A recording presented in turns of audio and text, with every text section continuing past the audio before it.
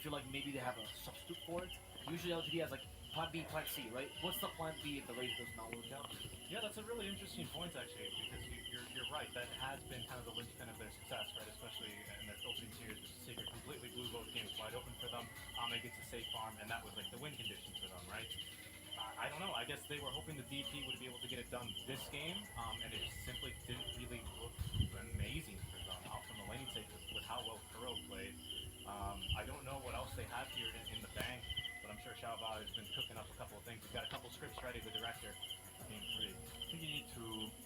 I mean, I just look at the Nigma heroes and they come online so quickly. You know, Dawnbreaker, Zeus, Tiny, Bloodseeker. These heroes, level 5, level 6, they all are so happy to start brawling. And the last game was the same. You know, the Prophet, the Bristle with the Vanguard, like they really come online so quickly. And on LGD side, they need time. You know, Ember, he wants level 4 Status Fist. Ideally, he wants to get to his first item, the Maelstrom. DP, she wants ulti, she wants. But yet again, you know, I'd much rather play, you know, like a Zeus looking DP from a range or a Tiny throwing combos at people than having this DP, so much pressure, you know, one ulti that you press and then you're kind of useless for 2 minutes. Same with the Phoenixes and the TKs.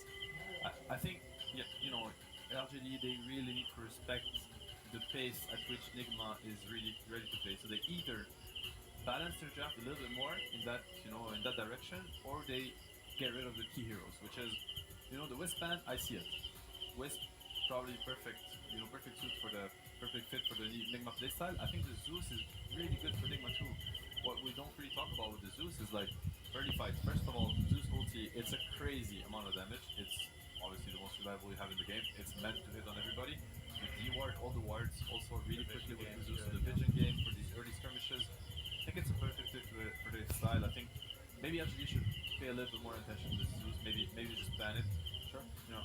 I think a lot of these LGD strategies, like you take a look at them, and they're certainly a pretty solid win condition in all its games, but usually they come online with like a 2 or 3 item timing for Ame, right? And you look at the offlaners, and they're not usually able to play the entire game by themselves. This game, they were hoping for the team fight to be a little bit better, obviously with the Phoenix Supernova, but the last pick Bloodseeker was just really good, and the lanes were so difficult with how well Nigma focused. I think, just as an example, right, you know, you pick like a Brood Mother, you pick like a Beastmaster, you give a different objective very far away from Ame to play it on the map, right? Exactly, yeah. And you force Nigma to play that game. And Faithpian happens to play these heroes.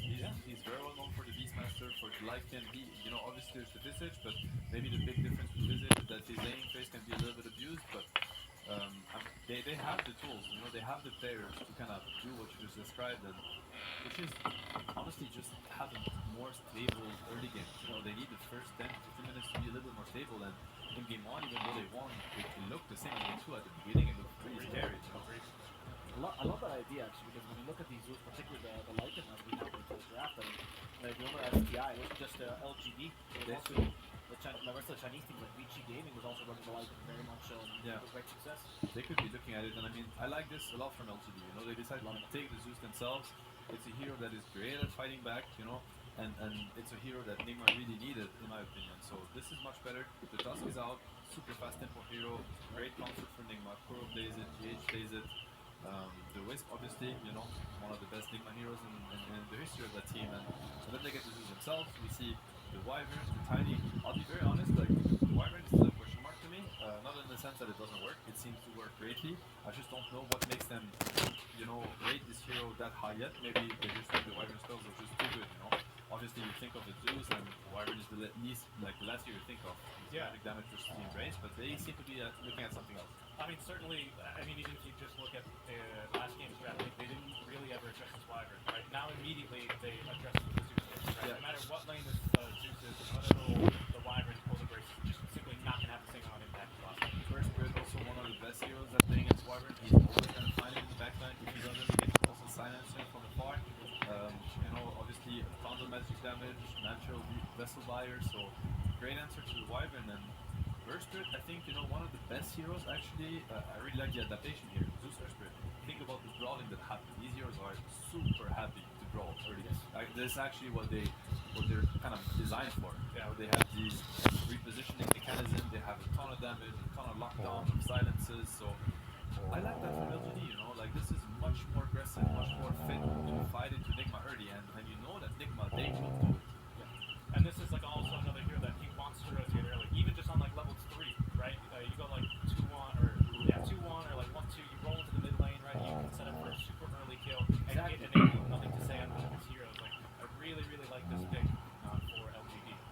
stabilizing the lanes, right? Another thing our Spirit can do in case the lanes don't go too well. That rotational power gives you more options. Yes. And this is also been the team that's been more has a preference for the Spirit. As everyone went towards the Marcio and the Tiny, Spirit has still been a stable pick for LGD. Actually, they're number 2 when Marcio has been drafted. Yeah, and that's important. I think also like going to your comfort heroes is important after you got kind of humbled that much at game 2, because honestly, I think game 2, sure, there was the draft, but there were also the pace. I think the Nigma players, they were just outplaying LGD players, right, left, and center. It was literally, you could even feel like a skill difference, not in general, but in that game in particular. I think they really had their number. They had maybe the mental advantage. I do not know what it was. Kerr was tipping. Yeah. You know, like that even surprised you. I think this was the first time I've seen Pro Chatwheel in the middle of the game.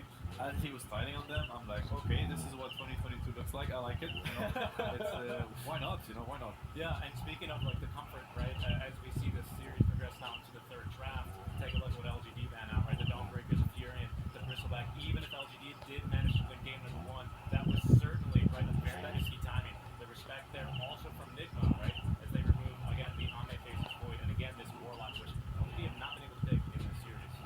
Hey, I'm a Dota fan, right? So I hate 20-minute games. I want, you know, I need longer games. I need more Dota, more spells, and I love that from LGD in that aspect. They are getting rid of all the Nigma, you know, super high tempo heroes. The Dawnbreaker, the Prophet, as you mentioned, the Zeus on LGD side.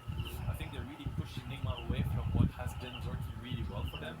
Obviously, Nigma, amazing team. I'm sure they have many other ways to play, other heroes maybe to kind of, you know, keep that playstyle going. So they're gonna find the answers. But I like how LGD adapted. I feel like this is the first game ever since the Secret Series, even, you know, disregarding the game that they won.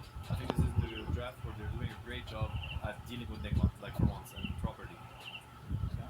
As we get to that second phase, that Nyx Assassin, as you mentioned, gets picked up here by Nigma. What is going to be the answer from LGD? How are they going to set up with them before this draft? And more importantly, what's their 5 here? A lot of their favorite 5s have been taken out, the Warlock, the Winter Wyvern. I mean, it reveals that the Tiny is going to be core, most likely. I mean, again, some teams, you know, Liquid, Mickey, he has been running the Winter Wyvern mid, so it's not impossible. I'm sure Sumail, good enough to play anything.